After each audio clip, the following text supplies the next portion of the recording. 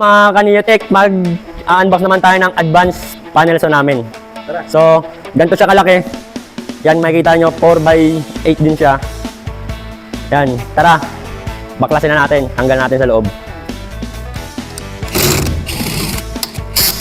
Okay. Yan, ayan po yung mga laman ng isang box na yan. Pag deliver po yan sa inyo, silyado po lahat yan. Babalot. Kahit dumaan sa quality check sa amin, sisilyado po ulit yan. Yan. So, ayan yung mga laman. Makakita nyo. Ito yung extension table niya. Isa. Ayan. Dalawa. Extension table din. Then, ito yung pinaka-metro niya.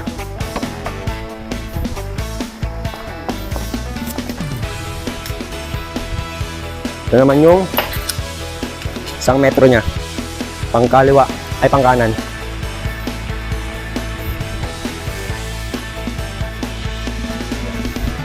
Bali 3 tornilyo yun para doon. Dito natin nalagay lahat. Ito naman yung 45 ng mga 2x2. Yan, ito naman yung para sa blade. Ganyan na siya kasimple ilagay. Yan. Then, ito naman yung swing arm. Yan.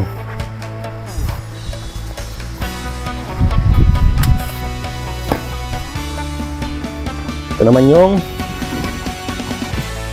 kasama ng panukat. Ito naman yung stopper ng panukat. Ito naman yung tools ng machine. May libre siyang tools sa toolbox. Ito naman yung stopper ng panukat din. Ito natin yan tagay. Dalawa yan. Ito naman yung mga bolt and nut na kailanganin natin. Ayan. Ito naman yung handle ng sliding natin. Ito naman yung panulak na pre. Then, pang-ipit ng board. At ito yung pinaka kabitan ng panukat. Yan. Alright, ayun po yung lahat. Kasama tong extension ng support ng board. Yan. So yan, bubuuin na po natin lahat isa-isa, step by step kung paano. Siyempre, unahin muna natin yung table extension. Yan.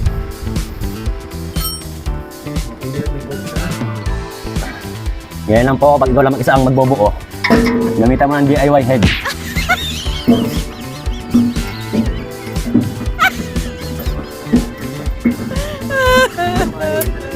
Yan. Hindi sa'yo. Sarili mo doon, mag-isa lang.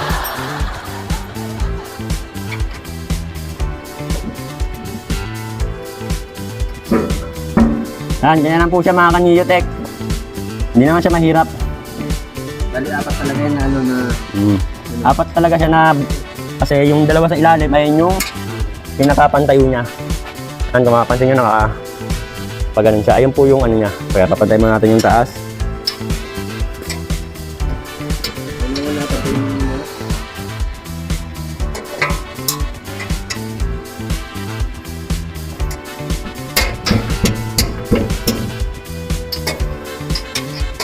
Dapat pantay.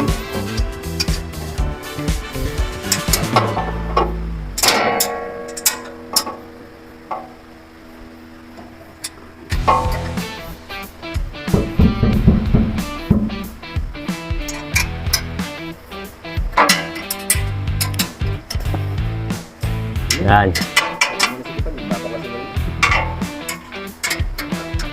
Yan. Yan mga Kaniyotech. Nakakaisa na tayo. Lagyan na rin natin yung isa para nakakadalawa na tayo. Yan, ano? Sakit.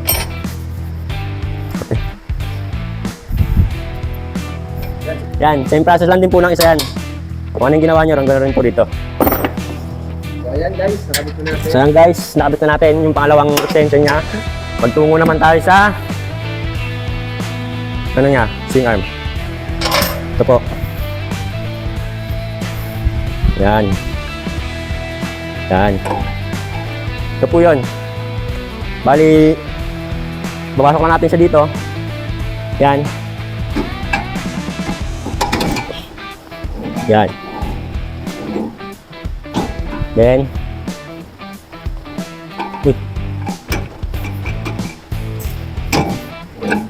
Ito po ang pares niya.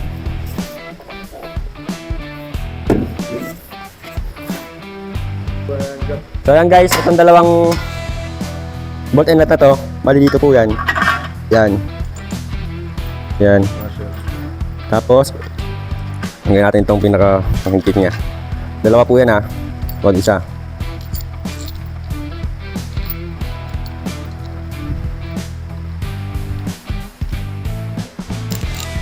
Yan.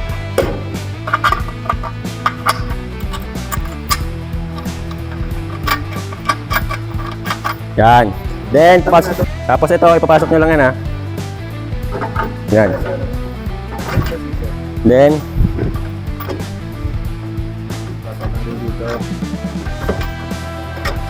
yan.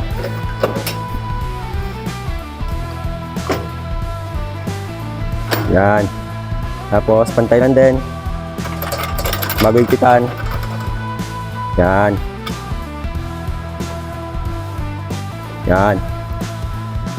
Yan mga kaniyatek ha. Ganyan lang siya kadali. Yan.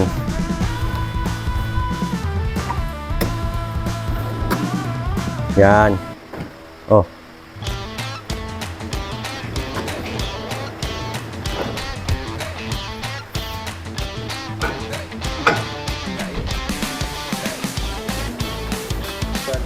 Susunod naman natin yung panukat niya dito sa kanan. Yan guys, ganito siya guys. Kung paano ibabalik at kakabit. Yan. Meron siyang butas dito. Pero dito. Papasok lang po natin siya. Tsaka siya. Tsaka higpitan natin. Yan.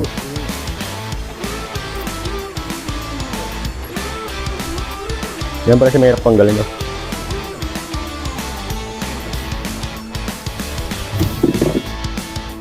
Yan guys, dito sa ilalim, merong butas yan. Tapos yung pinaka-titi na ayun na yung pinaka-nut niya.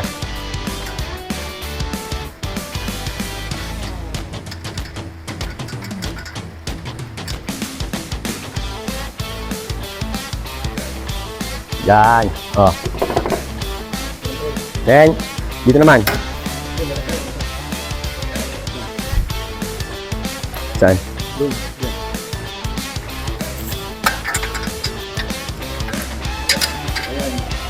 So, may isa pa po dito mahaba ah. Yan. Ito po yun.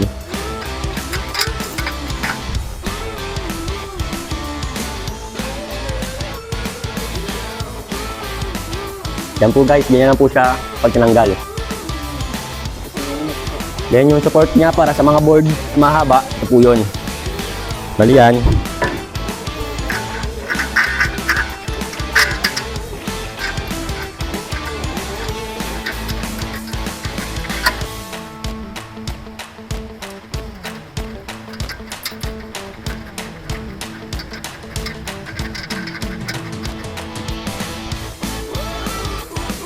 Yan guys, okay na siya. Yan, sunod natin yung panukat niya sa kanan. Ay, pero bago ang lahat, sabit mo natin yung pinaka-stopper niya. Yan. Ito po yan. Yan lang po siya kadali. Yan. Yan. Yan.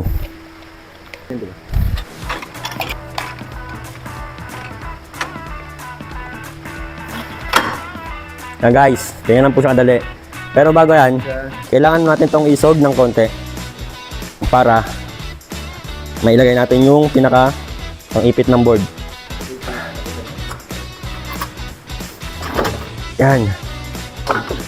Konti lang. Yan, gamay lang. Yan.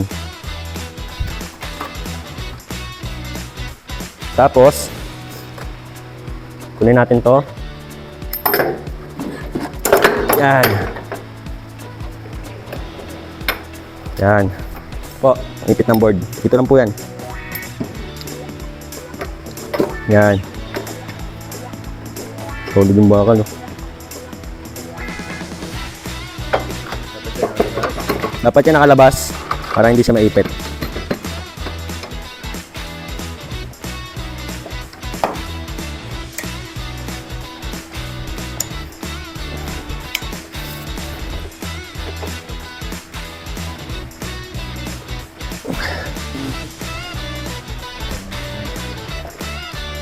Yan guys, ganyan po siya.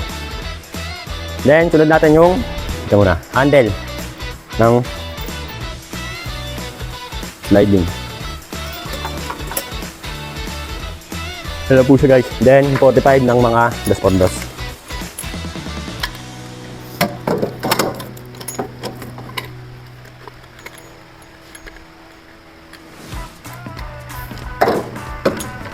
Papasok mo na ito. Pasok na lang po siyang ganyan. Tapos yan.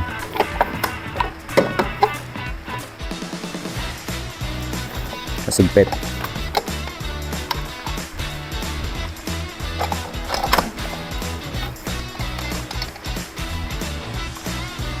Yan. Tapos yung roller.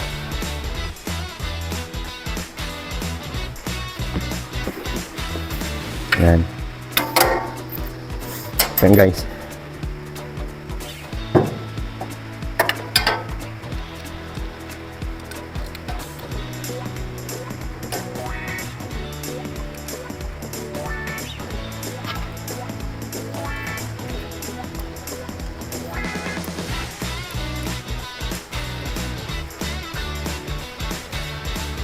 Bali, may free po siya mga Allen rings kapag nasapunta po sa inyo yan. Si Allen, yabe.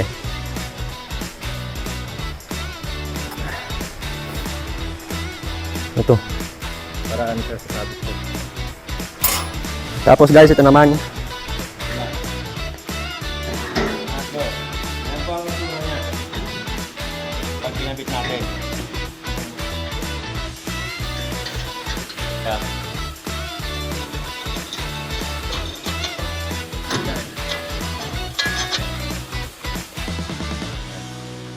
Diba?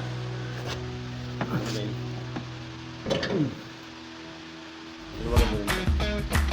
Hindi. Hindi ko naman nawalan.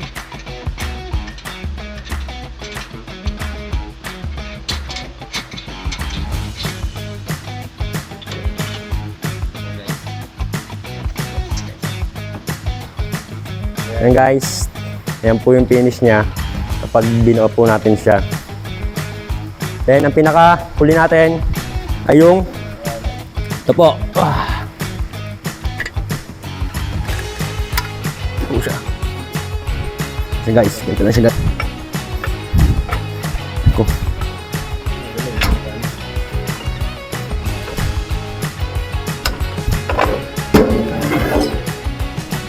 Ito guys. Then, ang pinakalas natin, itong panukat niya pa rin. Guys, ganyan lang po sa kadali.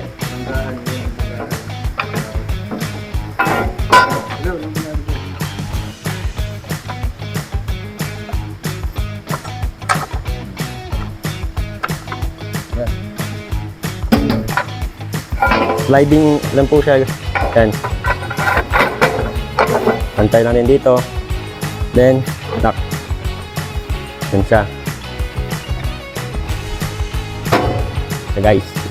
Then, may pre siyang toolbox, tsaka mga tools, Allen rings, and dust collector. Yung dust collector niya guys. Yung mas niya po, ganito po kalaki. Yan. Ngayon lang po yung dust collector niya. Pero kapag natanggal na po sa plastic yan, mula dito hanggang dun. Yan, ganun siya. Yan. Yan.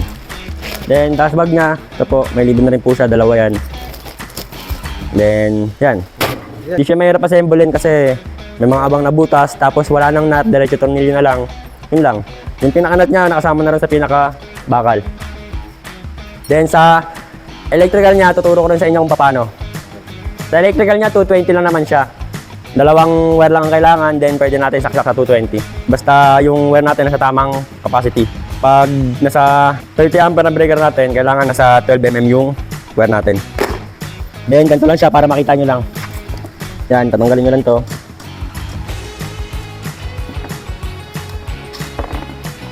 Yan. Yan siya. Dito. Yan. Pasok muna natin bago natin ipasok dito.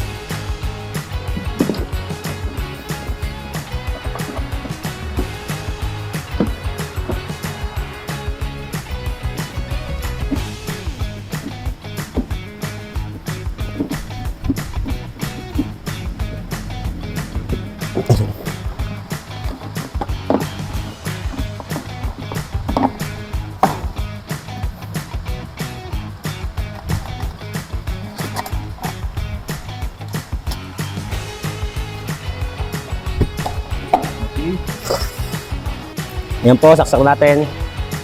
Makikita nyo po, ito po yung may naka-switch niya. Ito po yung 5 degree po, ito po yung 45 degree niya. Ano na po siya, hindi na po mahirapan. Ikot nyo na lang po, then babantayan nyo sa number. Yan, 4 degree. Wag lang yun. Yan po yan. Then, sa blade niya, ito po yung big and small. Then, ito yung indicator, ito yung emergency stop. Bali, ito po yung main. Small. Emergency stop. Ay, off pala muna. Off. Off. Yan.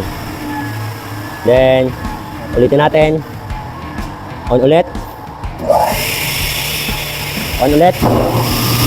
Emergency stop. Yan po siya.